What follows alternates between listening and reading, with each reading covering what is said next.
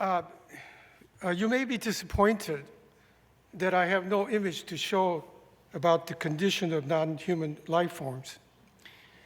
Instead, I will talk about the condition of human life forms. So let me begin my talk with a few questions. First, I ask, why are we so isolated when we are supposed to be so connected through globalization of information, finance, and even culture? Why are we so insecure about our future when so many of us are living at unprecedented level of wealth, consumption, and freedom? Why then is the idea of progress taking us closer to extinction than to our perfection that it promised? These questions together wonder how and when did the climate endgame begin. So allow me to speculate that this could be around 1492, the year when Columbus landed in America and when Reconquista was complete on the Iberian Peninsula. This was the beginning of the rise of Western Europe, and of course, later the entire West, that has come to define and dominate the way of life for many of us on this planet, including other forms of life, animate or inanimate. But how could 90 men on 3 pitiful ships would lead to command all the oceans of the world within a half century?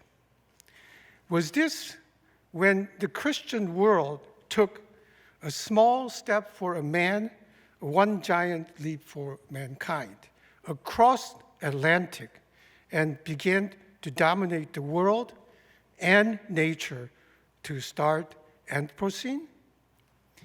Is the great North Atlantic garbage patch that floats is the graveyard to the gyre that allowed Columbus to reach America, and the triangular trade of slaves, cottons, textiles that begot the Western colonial imperialism? Setting off the globalizing chain of production, consumption, and waste was then 1492, the year when we truly became the slayer of the earth, no longer its caretaker. What about the third of 150 tons of silver and gold that Spanish Empire extracted from the mountains of Peru and Mexico that were used to pay for its trade deficit with China? Even Queen Elizabeth I used 3/4 of her profit from 4,700% return by the pirate and slave trader Sir Francis Drake to clear England's entire foreign debt. Later, the British East India Company's opium trade under Queen Victoria helped to pay the British trade deficit with China again. Were they set forth by the same gyre that produced the great North Pacific garbage patch, a dirty laundry of a history that was never washed? By the way, it's not a patch, it's about the size of Texas. Economist Utasha Patnaik calculated that Britain extracted about $45 trillion from India from 1765 to 1938, more than 17 times the annual GDP of UK today. This is on top of tens of millions, perhaps even hundreds of millions of South Asians who worked unpaid or underpaid to make the British people more prosperous. What about the 4.25 million South Asians who served in the British India Army to defend Britain in both world wars?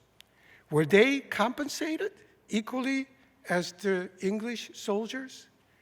What about the destruction of South Asian textile industry by the British Empire, which may have transferred the birth of Industrial Revolution to England? The environmental crisis is not only about recent or upcoming despoilments. It has already a significant history. To apply an equal level of ecological responsibility to newly and historically polluting nations altogether is asking the former to forget centuries of industrial agriculture and technological pollutions by their colonial masters. This is nothing less than extending the privilege of the colonial era into the environmental era, akin to so many industrial and energy companies that left their pollution behind to local communities after relocating and closing. It is as if British Raj donated its environmental destruction to the people of South Asia as its parting gift for their independence. The future of climate remediation, you know what I'm talking about, right? Is absolutely bound to the past colonial exploitations.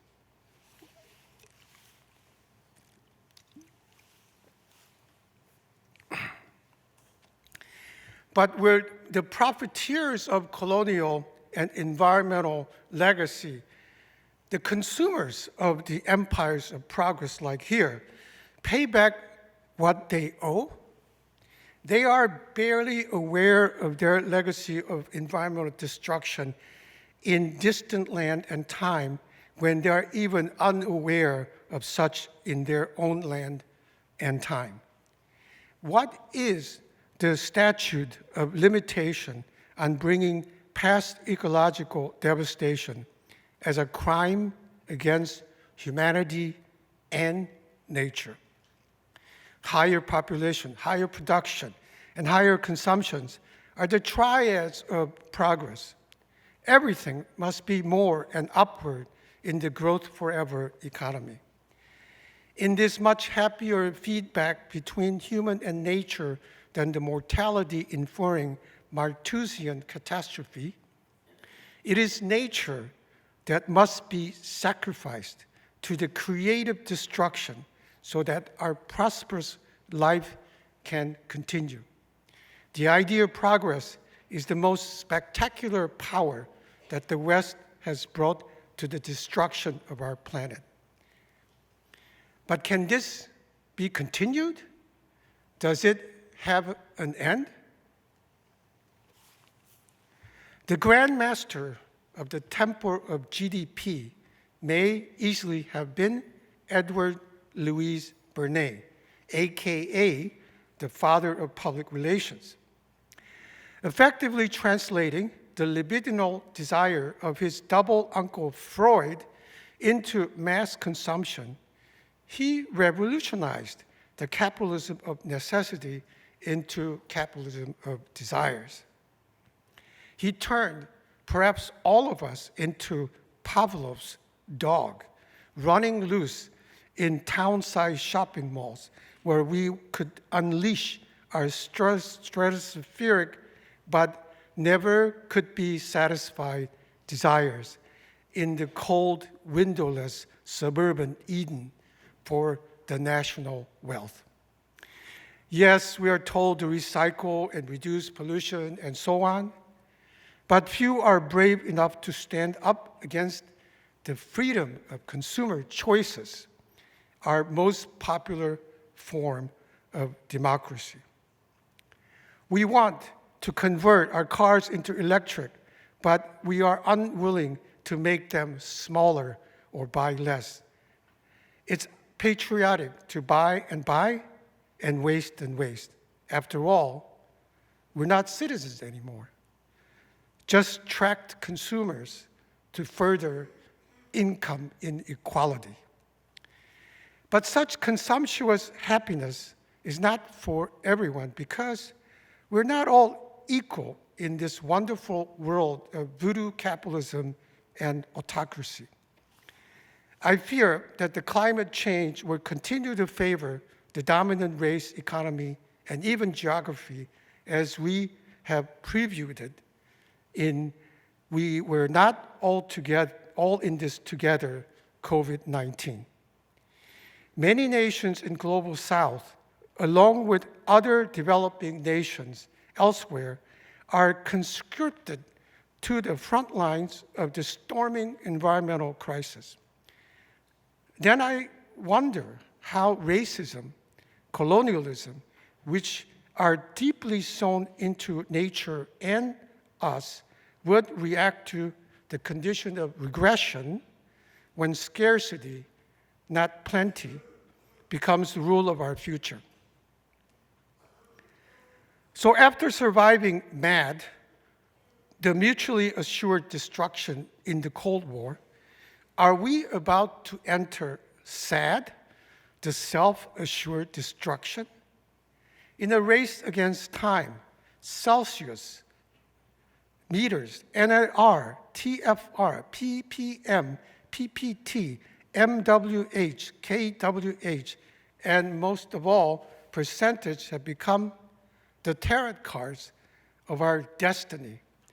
As a scapegoat, they create a grand fantasy that the problems are all out there, but they are not. They are deep within us.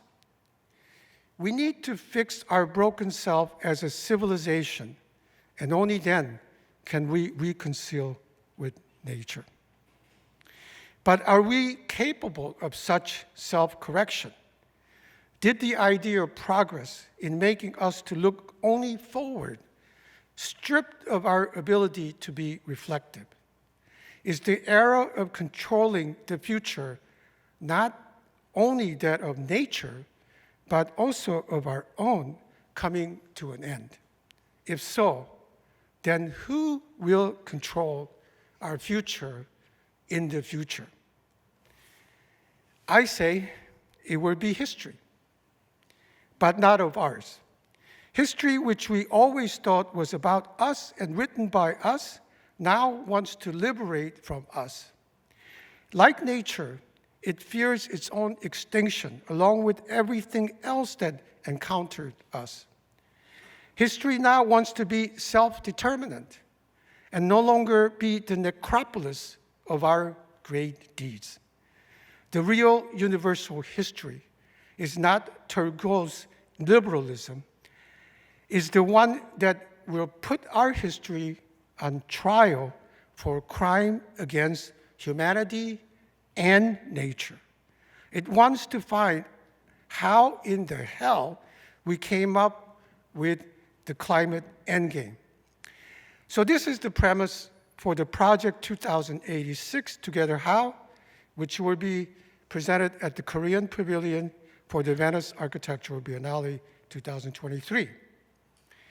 It wished to interrogate our Faustian ideology of progress, and how we have sought unlimited material pleasure through industrialization, colonization, and globalization. The exhibition asserts that not only will the environmental crisis will force us to invent a better eco-cultural paradigm, it will be our best and perhaps even our last chance to become a better humanity. Together How, therefore, is the question that will take us to the year when our global population is supposed to peak. But remember, the crisis is not the environment, it's us. Thank you.